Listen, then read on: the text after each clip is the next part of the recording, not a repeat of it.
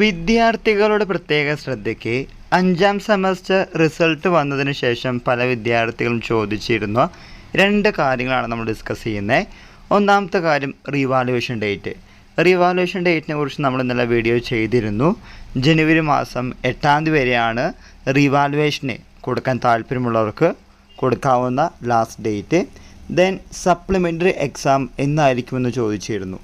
നമുക്കെല്ലാവർക്കും അറിയാവുന്ന കാര്യമാണ്, സാധാരണ ഇനി 5ാം സെമസ്റ്റർ പരീക്ഷകൾ ഉണ്ടായിരിക്കുക അവരുടെ ജൂനിയേഴ്സിനൊപ്പം തന്നെയായിരിക്കും. ഇനി വരാൻ പോകുന്ന ജൂനിയേഴ്സിനൊപ്പമാണല്ലോ ഈ 5ാം സെമസ്റ്റർ പരീക്ഷകൾ ഉണ്ടായിരിക്കുക. അതിനിടയിൽ പല വിദ്യാർത്ഥികളും ചോദിച്ചിരുന്നു, ഇത് ബാർകോഡ് സിസ്റ്റം അല്ലേ, അപ്പോൾ അതുകൊണ്ട് ഇടയ്ക്കിടയ്ക്ക് പരീക്ഷ വെച്ചോടെ പെട്ടെന്ന് റിസൾട്ട് പബ്ലിഷ് ചെയ്യാമല്ലോ എന്ന്. ബാർകോഡ് സിസ്റ്റം വന്നത് റിസൾട്ടിന് അനുകൂലമാണ്, എന്നാൽ പരീക്ഷയ്ക്ക് അത് അത്ര അനുകൂലമല്ല. സാധാരണ പോലെ പരീക്ഷ നടത്തുള്ളൂ. അങ്ങനെ പറയാൻ കാരണം, ഒരു അക്കാഡമിക് കലണ്ടറിൽ തന്നെ കുറേയധികം എക്സാമുകളുണ്ട്.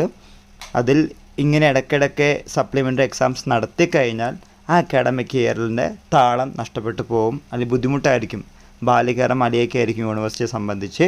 അപ്പോൾ അതുകൊണ്ട് സപ്ലിമെൻ്ററി എക്സാം ഉള്ളവർ 1 വർഷം കാത്തിരിക്കേണ്ടി വരും. അത്രയാണ് പറയാനുള്ളത്. അതുകൊണ്ടാണ് നമ്മൾ ഇടയ്ക്കിടയ്ക്ക് പറയുന്നത്, നിങ്ങളുടെ 3, 4, 5, 6 സെമസ്റ്റർ പരീക്ഷകൾ തോറ്റു കഴിഞ്ഞാൽ, സപ്ലിമെൻ്ററി കിട്ടിക്കഴിഞ്ഞാൽ വളരെ ബുദ്ധിമുട്ടാണ് നിങ്ങൾക്കത് ജയിച്ച് മുന്നോട്ട് പോകാൻ. തോറ്റു കഴിഞ്ഞാൽ നിങ്ങളുടെ 1-2 വർഷങ്ങൾ പോകാൻ സാധ്യത കൂടുതലാണ് എന്ന കാര്യം ഓർക്കുക. ഇക്കാര്യം നിങ്ങളുടെ ഫ്രണ്ട്സുമായി ഷെയർ ചെയ്യുക, മുന്നോട്ട് പോവുക. എല്ലാവർക്കും ഒരിക്കൽ കൂടി നന്ദി, നമസ്കാരം.